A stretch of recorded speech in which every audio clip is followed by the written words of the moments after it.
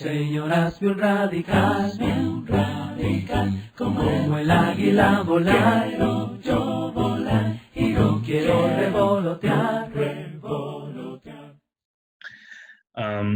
He pensado acerca de tres formas en cómo podemos vivir y enfrentar esta condición de crisis de salud, esta manera en la que el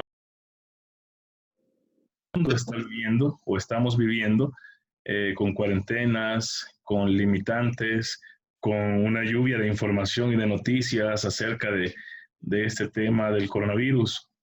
Y una de las maneras en que podemos vivir o en que podemos ser nosotros como cristianos durante esta etapa es cristianos atemorizados. Creo que yo lo llamaría de esa manera, atemorizados. Recuerdo un texto en el libro de los Hebreos, en el capítulo 5, que hace referencia a que se les hablaba o se les cuestionaba a el escritor de los Hebreos. Algunos comentan que le escribía a la iglesia que estaba en Jerusalén, tal vez sí, tal vez no, no estoy seguro. El caso es que les comentaba de que ellos ya debían de ser maestros después de tanto tiempo de vivir en el camino de Jesucristo. Y pues al parecer ellos no estaban preparados para discernir lo bueno de lo malo, porque no habían crecido en su fe, no habían avanzado en su caminar con Cristo. Entonces, por ese motivo, ellos en esa etapa no eran capaces de discernir lo bueno de lo malo. A algunos de ellos, más adelante, se les hace una exhortación a que a que se congreguen, porque tenían más bien la costumbre, inclusive, de no congregarse. Dudaban en algunas maneras de la efectividad del sacrificio de Jesús, de cómo la sangre de Cristo cubría verdaderamente los pecados, entre otras cosas. Entonces, debido a eso, su condición de fe era débil, era una fe frágil. Y esta manera de pensarlo, yo lo puedo observar si un cristiano tiene una fe frágil, una fe débil, normalmente un embate de la vida, una tribulación que podemos vivir todos, que todos estamos expuestos, nadie está exento de vivir tribulaciones. Cuando la fe de una persona, de un cristiano es frágil, lo mueve con una gran facilidad y puede vivir esta crisis, esta condición de salud mundial, pues ahora sí que con miedo. Esa persona que puede vivir con miedo, atemorizado, aunque no es que está temblando constantemente, pero el corazón está pequeñito, tiene un espíritu pequeño, desalentado, desanimado, como también podemos decirlo, va a estar normalmente de mal humor. Y ese mal humor, por supuesto, se va a transmitir a los que están en casa, se va a transmitir a los que están en el trabajo o las personas que están a su alrededor. Si está atemorizado, cualquier noticia que pueda estar llegando acerca de esta condición de salud, pues la va a estar publicando sin filtro. No importa de dónde sea, no importa de dónde venga, va a publicarla sin filtro, va a transmitirla. No falta quien de pronto le llegó un mensaje a WhatsApp y dice, pero por favor compártalo. No, pues yo tengo que compartirlo porque dice que lo comparta, y va a estar compartiendo cualquier cantidad de información sin filtro, sin saber qué tipo de fuente es o sin saber el efecto que puede causar en las personas a las cuales va a ser compartido. Y va a estar en esa situación, pues, básicamente como de psicosis, de pensar, y si me contagio, y si no me contagio, y si pierdo mi trabajo, si no pierdo mi trabajo, si es suficiente o no es suficiente lo que he comprado o no he comprado. Y definitivamente va a estar lleno de zozobra, lleno de desconfianza, lleno de dudas. Esa es una manera como se puede vivir durante esta crisis actual de salud. Y algunos están viviendo, tal vez de los que estamos acá en este momento participando de este tiempo de devoción a Dios, podamos estar así o sentirnos así. O personas que conocemos, miembros de la iglesia o de otras congregaciones, otros hermanos que tal vez conozcamos. Y esa es una manera como se enfrenta a esto, cómo se va a estar viviendo durante estas próximas semanas, porque parece que todavía va a tardar un poco más. No se ve muy pronto que esta situación cambie, posiblemente un mes, 2 meses, 3 meses. ¿Quién podría saberlo? Menos yo, que no soy doctor ni cosa por el estilo, pero parece que va a tardar. Una segunda manera, una segunda condición de cómo se puede vivir o enfrentar esta crisis de salud mundial que se está viviendo puede ser a la luz de la carta a los tesalonicenses. La primera carta a los tesalonicenses, en el capítulo 5,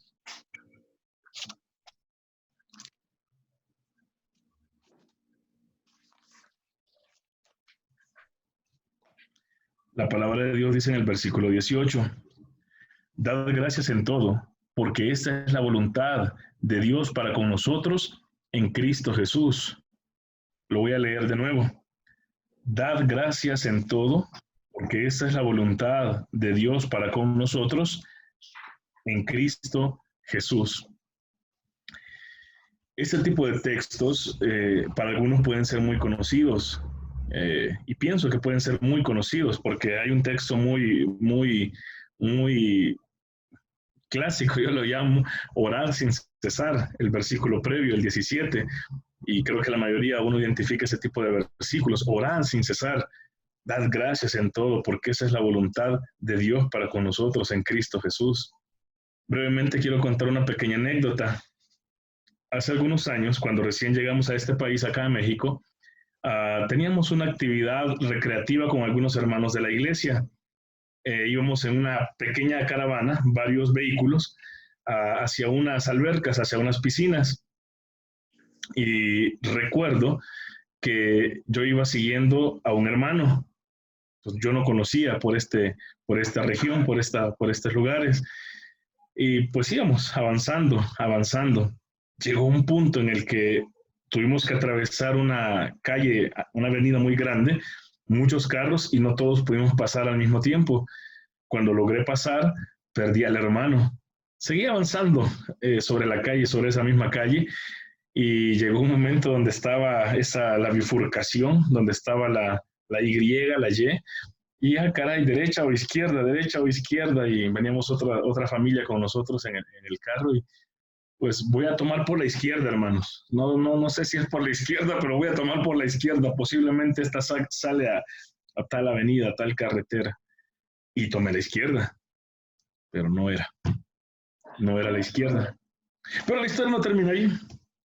Avancé un poco más y llegamos a una carretera que es grande, que uno tiene que pagar por transitar en esa carretera. Aquí le llaman una carretera de paga o de cuota, que tiene que uno pues pagar. Pero ya no había vuelta atrás porque tenía cantidad de carros atrás de mí. Ingresé y le pregunto a un policía lo más pronto que pude, señor, voy para la dirección, voy para este lugar de piscinas, de balneario, ¿cómo llego? Me dio unas referencias y dije, no, pues mejor voy a irme de una vez para allá. Avancé y sentí un poco dudoso a ese policía. Y dije, le voy a preguntar a otro como para confirmar el dato que me dio. Y en lo que seguía avanzando otro poco, vi al otro policía y le volví a preguntar a otro policía, voy para esta dirección, ¿voy bien? Sí, usted va bien, siga ese bus, siga ese transporte y lo lleva. Íbamos avanzando, como era una carretera rápida, el transporte iba rápido, pocas paradas hizo, pero después de 50 minutos de seguir ese bus, me sentía un poco inquieto, un poco incómodo. Finalmente, para no hacer más larga la historia, seguía ese bus hasta que terminó su recorrido y no era esa la indicación. Retomamos indicaciones y 2 horas y media después llegamos al balneario. Estaba molesto, enojado conmigo mismo, con la indicación del policía, por qué no pude seguir al hermano. Estaba molesto, enojado. Logramos estacionarnos, vimos a los hermanos de lejos, estaban jugando voleibol y ya un hermano, pues uno de los hermanos llega y me vio molesto. Sí, no sé qué cara tenía, pero quizás estaba verde Hulk y me dijo, hermano, hay que dar gracias en todo porque esa es la voluntad de Dios para con nosotros. Sentí como una bofetada en mi cara. No le miento o no les miento. Sentí una bofetada en mi cara en el sentido de, es que sí es cierto, hay que dar gracias en todo. O en esto no hay que dar gracias, en que nos perdimos 2 horas y media. Bueno, no pasó nada peligroso, solo fue tiempo que perdimos. Tiempo de bañarnos en las piscinas. Pero indiscutiblemente hay circunstancias en las que no es fácil dar gracias. en las que dar gracias no es sencillo.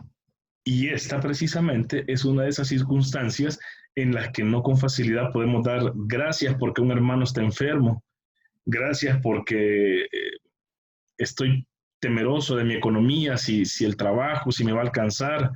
Definitivamente no es una de esas situaciones.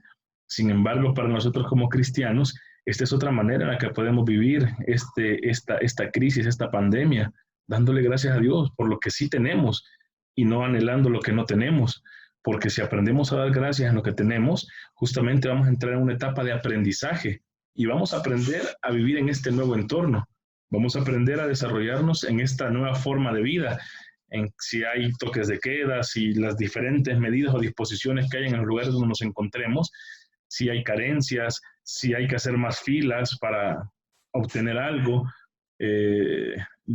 tener este tipo de conversaciones o reuniones que pues bajo otras circunstancias seguramente no lo estaríamos haciendo, pero si yo doy gracias a Dios en todo, gracias a Dios porque pues tengo un techo en mi cabeza, gracias porque tengo el amor de mi familia, gracias porque tengo la familia en la fe, que bien dice la Biblia, mejores son dos que uno, porque si uno cae el otro lo levanta, gracias que tenemos la palabra que nos guía, que nos consuela, que nos exhorta, gracias que podemos tener oportunidades para disfrutar o compartir, así como en este momento, de estos tiempos de devoción o los tiempos de adoración vía internet y demás.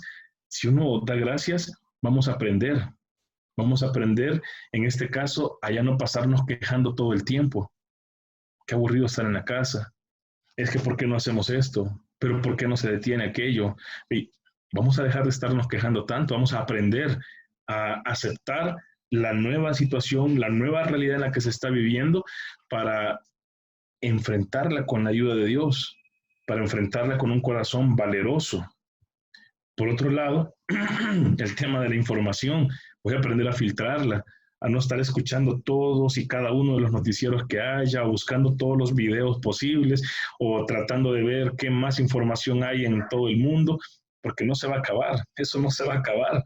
Videos no se van a acabar, memes no se van a acabar, y el punto de esto no es que voy a ignorar lo que acontezca a mi alrededor, estoy consciente de lo que está pasando a mi alrededor, pero no va a ser un asunto que va a estar con una aprehensión en mi vida, que tiene como que si fuera una bota pisándome el cuello, y así te comportas, no, sino que voy a aprender a dar gracias a Dios y voy a entrar en una etapa de aprendizaje. Bueno, ¿y cómo voy a hacer en esta nueva situación?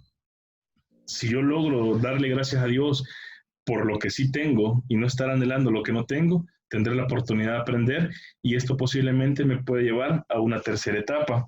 Seleccioné el texto de Romanos capítulo 8, versículo 28, creo que también es conocido por muchos, el cual dice, y sabemos que a los que aman a Dios todas las cosas les ayudan a bien.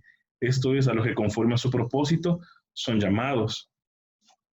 A los que amamos a Dios, todas las cosas nos ayudan a bien. Insisto, cantidad de situaciones en la vida que son tan adversas, desagradables e indeseables que también nos van a ayudar a los que amamos a Dios.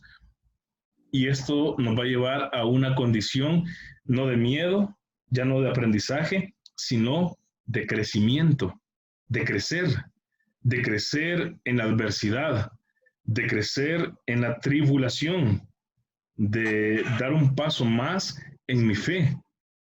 La palabra nos hace referencia a que vamos a crecer a la estatura de aquel varón perfecto, el cual es Cristo Jesús, que la Escritura es inspirada por Dios y que es para hacer aquel varón de Dios perfecto, enteramente preparado para toda buena obra, entiéndase pues varón, hembra, mujer, hombres, todos en general. Entonces, en esta condición se puede crecer, es posible crecer, pero hay que dar ese lugar, ese espacio a Dios, a que lo que está aconteciendo en este momento, en estas circunstancias, aunque pueda tener miedo porque son sentimientos, somos emocionales o es parte de nuestros componentes con los que Dios nos creó, alegría, tristeza y todo es bueno, si lo sabemos usar, si no nos dejamos dominar de nada, ni de la alegría nos debemos dejar dominar, ni de la ira, por supuesto que no, ni de la tristeza tampoco. Y en esta manera, si yo digo, bueno, ¿qué se está obteniendo de esto? ¿Qué puede hacerse? Bueno, si yo estoy aprendiendo que esta es una nueva realidad, ahora más bien voy a utilizar o voy a a ver cómo voy a ayudar, cómo voy a servir. Si yo estoy equilibrando mis emociones, estoy controlando mi miedo, no mi miedo me controla, puedo incluir a otras personas en mi casa para empezar, porque los que están a mi alrededor, mi prójimo, mi esposa, esposo, hijos, hijas, papá, mamá, que están allí en la casa, yo les infundo o miedo o les infundo esperanza y aliento. De una u otra manera somos influencia, positiva o negativa. Y si yo estoy creciendo en esta situación, en esta nueva realidad de tener ese tipo de estudios de la Biblia por medio de esta tecnología, de escuchar la predicación dominical y no tener esa oportunidad de darle la mano a mis hermanos, de abrazarles, de saludarles como antes lo hacíamos, bueno, pero en esa circunstancia vamos a aprender a crecer, vamos a desarrollarnos y vamos a salir adelante con la ayuda de nuestro Dios. Ya ven que Eclesiastés comenta, capítulo 3, versículo 5, hay tiempo para abrazarse y hay tiempo para dejar de abrazarse. Yo dejé espacio por la leche. La Biblia justamente en esa manera literal lo expresa. Uno puede crecer en esta situación y es una tercera forma y tercera manera de cómo puedo afrontar esta condición de salud, esta pandemia, esta crisis, esta tribulación. Y es aquí donde se marca la condición de un cristiano. ¿Queremos ir adelante o queremos ir atrás, atemorizados? ¿O podemos estar de frente, haciéndole frente a esta situación, sabiendo que Dios tiene el control de todo lo que pasa en este mundo? Que aquel que hace salir el sol sobre buenos y malos, hace llover sobre justos e injustos, está en el control de todo lo que está pasando. Que aquel que ha creado todo esto, todo cuanto existe, está en control. Y aunque a algunas personas esa manera de verlo les atemoriza, les da miedo, pero es un hecho, es una realidad. Él es el que hace abrir las aguas de los abismos para que llueva, para que hayan torrenciales, para que hayan sequías en otras partes, porque Él tiene el poder, la autoridad para hacer todo esto. De aquí donde la importancia de nosotros que ya vivimos en este camino de la fe, que ya tenemos un terreno ganado. Y si hoy tenemos miedo, estamos en esa etapa de miedo, podemos avanzar, a ser agradecidos con todo lo que sí tenemos y no estar tristes por lo que no tenemos, y aprenderemos a vivir en esta nueva realidad. Y una vez aprendiendo, podemos entrar a la tercera etapa de crecer. Crecer en las circunstancias adversas, crecer en medio de la tribulación, que así fue como se propagó el cristianismo al principio, en persecuciones, se desarrolló y creció de una manera tan intensa o tan grande, porque la fe de los primeros mártires como Esteban, que narra el libro de Hechos capítulo 7, infundían valor a otros. Recordaremos algunos que cuando Esteban estaba muriendo, que fue apedreado, ahí estaba Saulo de Tarso. Pero seguramente la fe de Esteban impactó el corazón de Saulo y pues se convirtió nada más y nada menos que en el apóstol Pablo, un gran baluarte de la predicación del Evangelio. Y es en esas circunstancias en que nosotros podemos darnos cuenta de que en la adversidad es posible crecer, porque a los que amamos a Dios, todas las cosas nos ayudan a bien. Es todo de mi parte. Si alguien quisiera comentar. Señor, hazme un radical. Señor, hazme un radical. Como el águila volar.